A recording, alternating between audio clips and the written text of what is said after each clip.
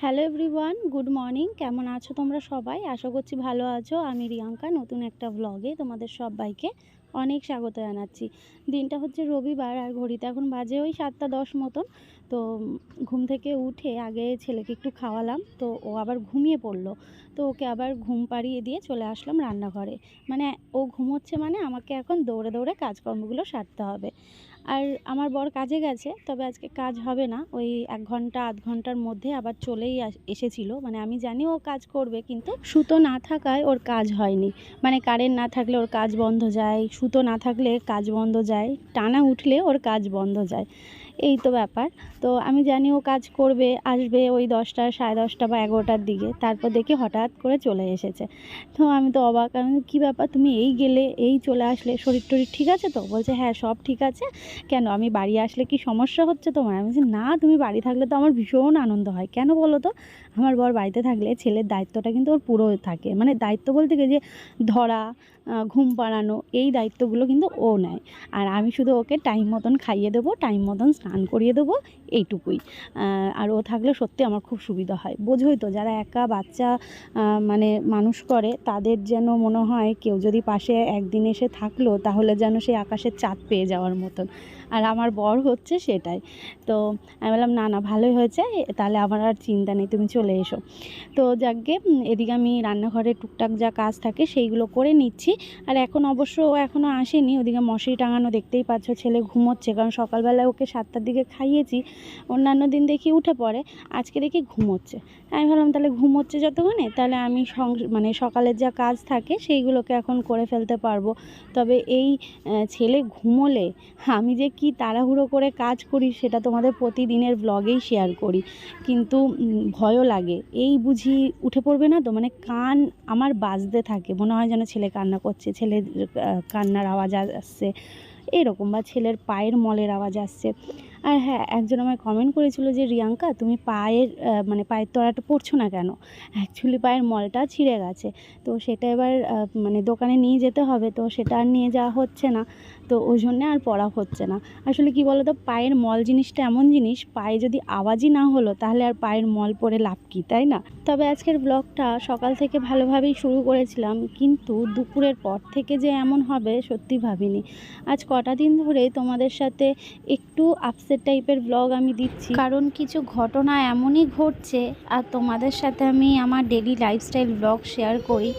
সেই ক্ষেত্রে যেটা হচ্ছে সেটাই আমি তোমাদের কাছে যেটুকু হোক বলার মতন হলে আমি বলি।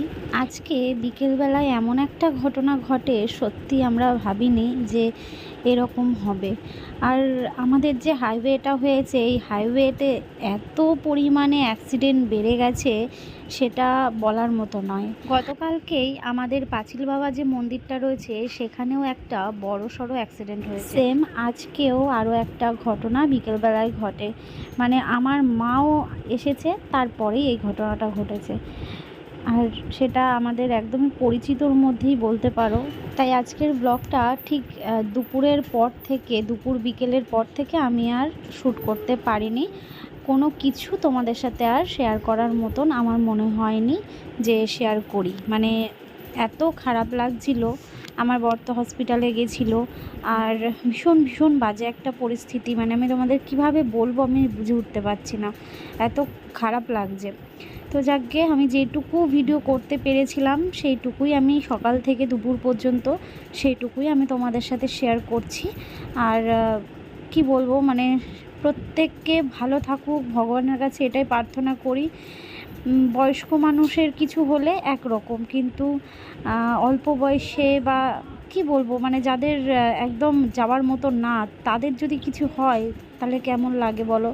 বড় মা যেন সবার মঙ্গল করে, সবাই যেন সুস্থ থাকে, ভালো থাকে, প্রতিটা মানুষ যেন ভালো থাকে। যাকে চলো ডেলি ব্লগে ফিরে আসা যাক। তো এদিকে দড়িতে কিছু জামা কাপড় ছিল, সেই জামা কাপড়গুলো আমি ভাঁজ করে নিচ্ছি। ওই যে বললাম ছেলে ঘুমোচ্ছে না, ছেলে ঘুমোলে আমায় যেটা মানে কোনটা ছেড়ে কোনটা করব এটা ভেবে পাই না। মনে হয় বাসন মাজবো নাকি ঘর ঝাড় দেবো, ঘর মুছবো নাকি ছাদে গিয়ে জামা কাপড় মেলে আসবো, এরকম মনে হয়। তো যাকে এদিকে দড়িতে ওর কিছু জামা কাপড় ছিল সেইগুলোকে ভাঁজ করছি, আর ওইদিকে বৌদি আবার এসেছিল, ওনার সাথে আবার দাঁড়িয়ে একটু কথা বললাম। আর বললামই আজকে তো মা আসবে, তো মাকে বলেছিলাম সকালবেলায় এসো, তাহলে রান্নাবান্না করব। তো মা বলছে যে না, কিছু কাজ আছে সেইগুলো সেরে বিকেলবেলার দিকেই আসবে। তবে জানো তো কিছুদিন আবার একটুখানি মানে আরাম পাবো। আরাম বলতে এই যে ছেলের ধকলটা আমাকে অতটা নিতে হবে না, ছেলেকে একটু মা সামলালে আমি এডিট করে ফেলতে পারি, বা রান্নাটা একটু ধীরে সুস্থে মন দিয়ে করতে পারি, বা ভিডিওগুলো বানাতে পারি, এইগুলো আর কি। তো তারপরে মেন কথা কি জানো তো, আমি স্নান করতে ভালো করে পারি, কারণ আমি বাথরুমে স্নান করতে যাই, যে কিভাবে আমি স্নান করে বাইরে বেরোই সেটা অন্তত মানে ওই আমার মতন যারা পরিস্থিতিতে রয়েছে তারা একমাত্র বুঝবে। তো ওই জন্যেই কেউ থাকলে আমি এই জন্যে এটা বলছি যে আমার সুবিধা হয়। আজকে যেমন ওর বাবা আসবে, মানে বাড়িতে চলে আসবে এই 8টা সাড়ে 8টার মধ্যেই চলে আসবে, তো আমার অনেকটা হেল্প হয়। আর জানো জুজু তো দেখি না, জুজু কোথায়? জুজু হাত দিয়ে দেখো, হাত দিয়ে দেখা, আর কাছে যায় না। জুজু কামড়ে দেবে কিন্তু, শিগগির পালাও, শিগগির পালাও বাবাই, পালিয়ে যাও, পালিয়ে যাও। বলি বাবা, বলি বাবা পালিয়ে যাচ্ছে, পালিয়ে গেছে, আমার বাবা পালিয়ে গেছে কিন্তু। এই দেখো জুজু, দেখেছো? আমার বাবা কিন্তু দেখছে। বাবা দেখি দাও, সবাইকে দেখি দাও, জুজু হাত দিয়ে দেখি দাও। অত কাছ থেকে না, দূর থেকে আঙুল দিয়ে দেখাতে। পালা পালা পালা পালা পালা। যাকে এখন স্নান টান হয়ে গেছে, এদিকে হাতগুলো আবার এক বালতি জামা কাপড় এগুলো মেলে দিয়ে আসি। আর রোদটা কিন্তু বেশ ভালোই এখন দেখা যাচ্ছে, তবে ওই বর্ষাকালের মেঘ তো, বা রোদ, এই মেঘ এই রোদ এরকমই হতে থাকে। আর আসলে দেখে আমার ছেলে যা করছে কি বলবো, বাবা জুজু জুজু বলতে বলতে মানে মুখ দিয়ে জল ঝোল কত কিছু বেরিয়ে যাচ্ছে। চল এবার ওপরে যাই, ফেলে দিও গো, নাহলে কোন সময় বুঝতে পারো না হাত দিয়ে দেবে।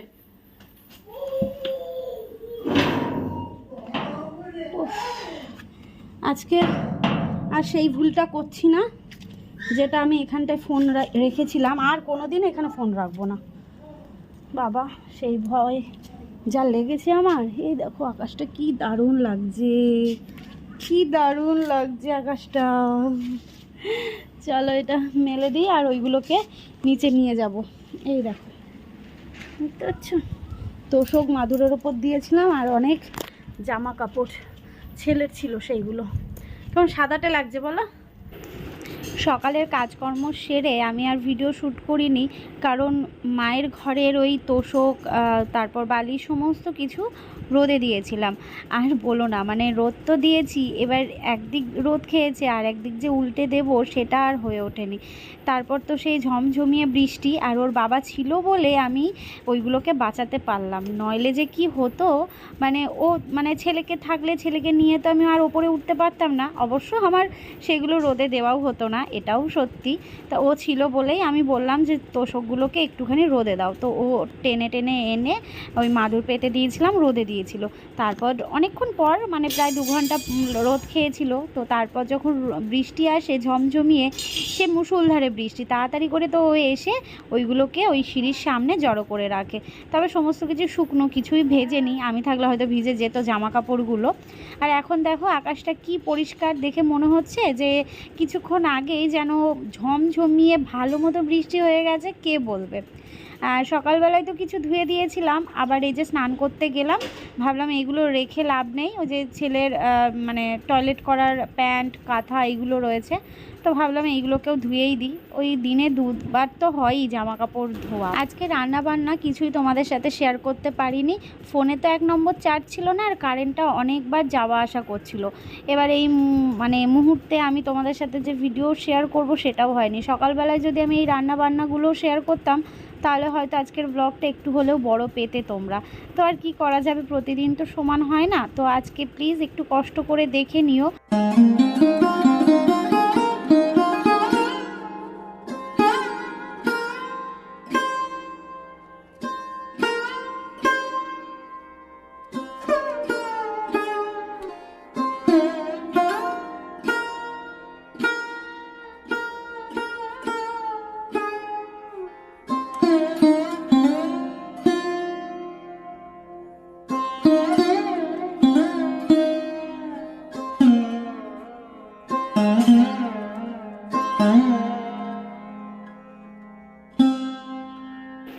ছাদ থেকে জামা কাপড়গুলো মেলে নিচে চলে আসলাম। এইদিকে তোমাদের দেখিয়ে দিই আজকে রান্না বান্না উচ্ছে আর কুমড়ো দিয়ে 5 ফোড়ন দিয়ে একটু ভাজা করেছি।